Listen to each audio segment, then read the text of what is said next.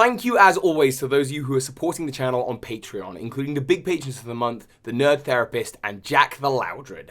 Thank you. Hey, Pokemon Masters, Toby here, and of course, we have just had the latest trailer for Pokemon Sword and Pokemon Shield, and wow. I mean, just wow. This is beyond. This is just beyond incredible. I don't know what to say, I'm kind of speechless. This is a Pokemon world I want to travel in. The area with the open plains, the rival whose big brother is the champion, which gives them real motivation to want to challenge you, even if his name is Hop, which by the way is a great name. The new Pokemon look absolutely stunning. The Great Plateau, Legend of Zelda area, I've forgotten what it's called, I've just watched the trailer. It's phenomenal. Thank you, Game Freak. This looks like a Pokemon game that, even if I don't know how the mechanics will go, but I want to explore it. I want to play it. I want to be in the Galar region. And oh wait, I am! I'm a happy boy. I'm a really, really happy boy. And thank you to those of you who joined me live on Twitch. I've actually been Twitch streaming every single day. Twitch.tv/BirdKeeperToby if that's something you're interested in. I don't have a schedule. I just go live when I go live, and it's a lot of fun. Anyway, right now I have 10 predictions, some of which I came up with before the trailer, and some of which I've come up with after the trailer. 10 predictions for Sword and Shield that, given what we've seen and given what we should know to expect, here are 10 things that I think will happen in Pokemon Sword and Pokemon Shield, and you're gonna have to let me know your thoughts in the comments below. Number 1, people have been painting and saying, hey, if Age of Slash isn't in this game, they will throw a fit. It is the ultimate Sword and Shield Pokemon. But the thing is, we have 2 new legendaries now. I gotta get these names right. Zacian and Zazamenda. Oh, a new generation of mispronunciations begins. These 2 Pokemon are the perfect Sword and Shield Pokemon, so Aegislash doesn't really necessarily have a place. My thoughts is that Aegislash won't appear in this game, not because it's not the perfect representative of Pokemon Sword and Shield, but just much like how Solrock and Lunatone were the perfect representatives of the Sun and Moon, they didn't appear in Pokemon Sun and Moon. There was, however, a little nod to them in the game with a little transfer event. After Pokemon Bank became available with Sun and Moon, you could transfer your Solrock and Lunatone to Pokemon Sun and Moon, and it unlocked a little in-game event. I reckon Aegislash is going to do the exact same thing. If not, then maybe Shelmet or Carablast or Bisharp. There will be something. Okay, number 2. We got a new Rotom form. It wasn't really shown in the trailer that well, but it's the new Rotom phone. I'm guessing Game Boy Luke is having a field day right now. Just like last generation, we got the Rotom Dex, which was really, really cool. These weren't Rotom forms that are in the game as, like, accessible Pokemon, but they are new Rotom forms, well, nonetheless. But did you see? There's another Rotom form in the game. It's kind of hard to spot, but it's in the corner of all of the gym battle scenes. There is a little camera flying around in the shape of a Rotom, and you can actually see it in the overworld, and you can see Rotom's eyes. The Rotom Drone. I think this is going to be a new form of Pokemon, or a new form of Rotom that we're going to be very likely to see more of in the games. Number 3. Okay, this one's more of a proper prediction, and that is that Looker will be in the game, and he will be a big part of it. Number 1, he looks just like the Doctor from the Doctor. We've done this before. We've spoken about this. That's a super British thing, though. Also, Looker first appeared in Pokemon Platinum, and it's nearly time for those Gen 4 remakes. Like, I expect the games after Sword and Shield will be that, and that means that Looker's story will finally go full circle. And if it's about to go full circle, it means that this is the final chapter.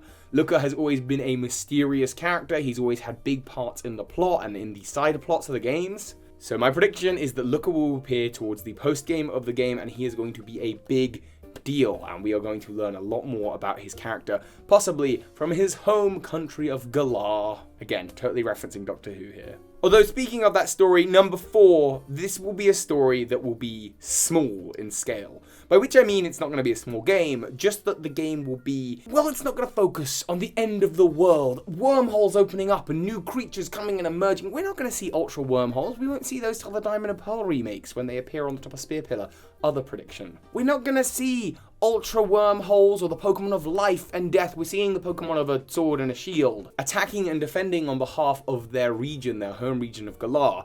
The story will be localized, it will be small, it won't be about time and space legendaries, it won't be the destructive weather trio. It's going to be more like Ho-Oh and Lugia, or Zerikram and Reshiram. A more native, localized story that focuses on the people and Pokemon of the region almost exclusively. And that's honestly, after all the world-changing stuff of Alola and universes and multiverses, I'm good with that. Number 5, Fossil Pokemon. Gen 1 had Fossil Pokemon. Gen 3 had Fossil Pokemon. Gen 4 had Fossil Pokemon.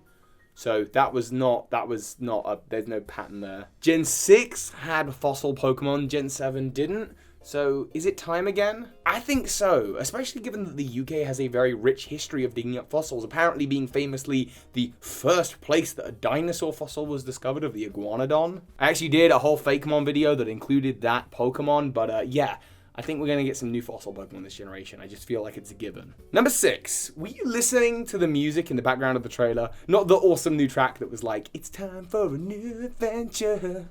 However it went. But the other music, the more Gaelic, Celtic, kind of Anglo-Saxon, I've said 3 different things there, but I don't know the difference because I'm a modern day English person. Music that just kind of has that air about it. It's almost kind of Breath of the Wild-y. That music can reflect a lot about what they're going for with the region, from the trainers to the Pokemon to the legendaries and of course to the evil team. Now, the evil team, people have speculated, oh yeah, it's England, so we're going to get like London Chavs. Alright, Gav, now let's go play some footy and go down the pub, lads! I don't know, I'm British, I can't do it. So, you can tell I was not one of the cool kids in school.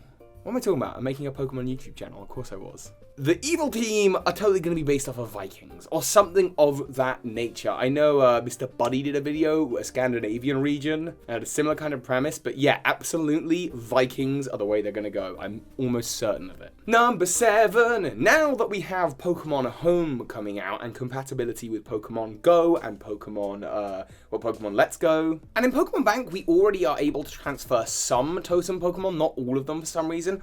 I suspect that Totem Pokemon and Raid Pokemon from Pokemon Go, they are going to, once transferred to Sword and Shield, if this is the way that it works, they're going to act as these Max Pokemon, the Dynomax. I keep on forgetting the name. It's all so new to me. These Pokemon that are particularly larger than you would expect, they are going to act the same way Dynamax Pokemon will be. Maybe you have to do something with a Pokemon in order to make it be able to become Dynamax in battle. But with Totem Pokemon, a Pokemon caught in raids that were already massive to begin with, I suspect you're going to be able to use them like that right from the get-go. Okay, next up, Corviknight. One of my favorite new Pokemon. This Pokemon, is it Dark Flying? Steel Flying?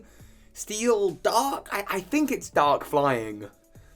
Which should remind you of another Crow-Raven type Pokemon, Honchkrow. But yeah, this Pokemon there's no way that this is a starting evolution. It's definitely going to be a later evolution of the regional bird, and crows are a very common thing here in the UK. But I suspect it will evolve from something even smaller, some kind of like something that may well be on the regional professor's walking cane. Her stick, it seems to have a little bird on the end of it. I suspect that is the Pokemon that is going to evolve into Corviknight. Whether Corviknight will have an evolution afterwards or it's the final evolution, I don't know, but I do think it's very cool. Now, let's talk about those Dynomax battles. The Pokemon becomes really, really big and you have to use multiple Pokemon to take it on. There is no way in my mind that the final battle of the game, you know, like when you battle Ultra Necrozma or Luzamine at the end of Sun and Moon and Ultra Moon, that battle won't be a Dynamax battle. I mean, it looks like they're making most of the boss battles in the game Dynamax battles anyway, but I reckon you'd be pretty underwhelmed in this game given that all of the gym leaders have Dynamax Pokemon to finally come to the end of the game. It's the big battle against a final legendary Pokemon, which is almost definitely the same Pokemon that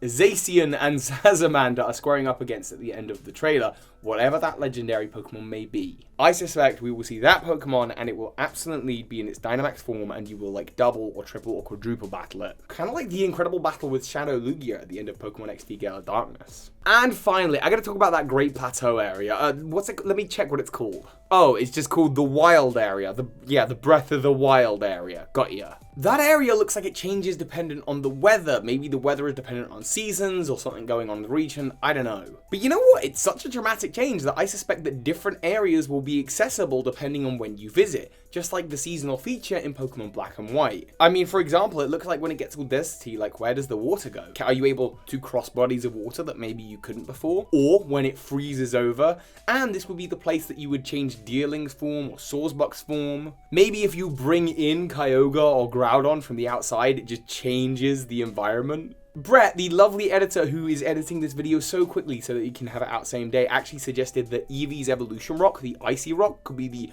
Icy Rock at some point in the year, and then at a different point in the wilds, it would become the Mossy Rock. Same rock, just different times. Stuff like that is very, very cool, and I think totally possible. So those are my 10 predictions. You're going to have to let me know what you're thinking, of course, in the comments. What do you think of this new game? Doesn't it look good? I think it looks awesome. I'm looking forward to Galar, and we will be covering it in a lot more detail over the coming weeks and months. So hi, Pokemon Masters. This is Ash Ketchum. You just watched a video by Birdkeeper Toby. That makes you a Pokemon Master.